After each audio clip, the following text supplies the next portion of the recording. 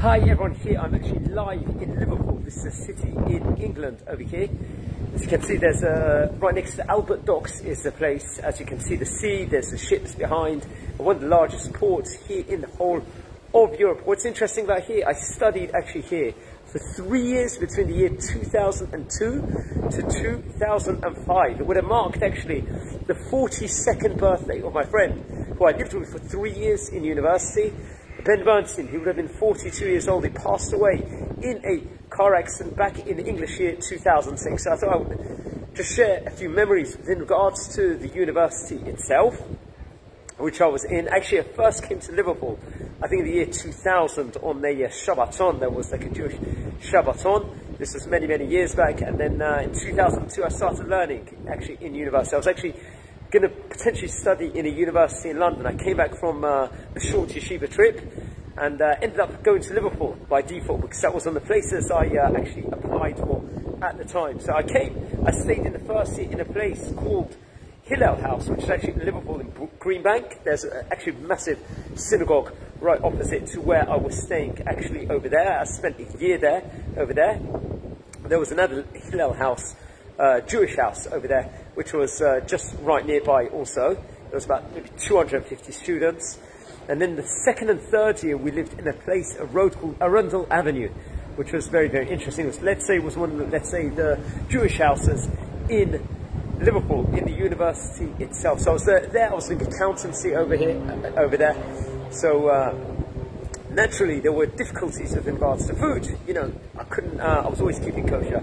So there was nowhere really to eat. There was in the community centre, you could eat like, I think a few times a week at the time. I think it was called Harold House. So we all had, there was kosher delis and everything else we could buy. I used to go from, actually, when I was in London, we'd stock up with all the food and then bring it back.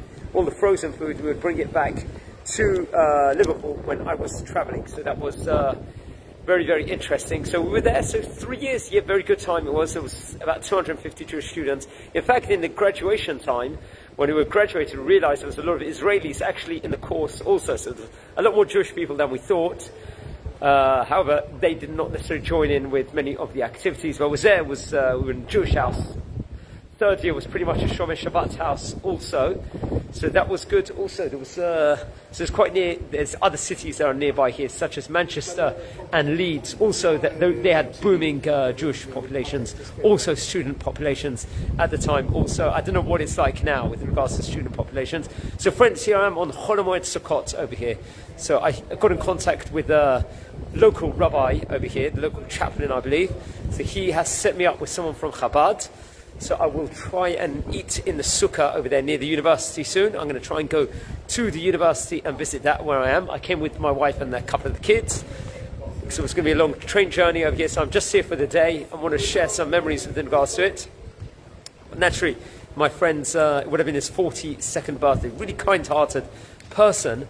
And his father actually, many years ago, set up a campaign for many people to do as much chesed, acts of kindness as possible. So please have in mind Benjamin ben Mordechai today in all your tefillot, in all your prayers, whatever you do, and do acts of kindness in his memory. We know that Sukkot is a time of chesed.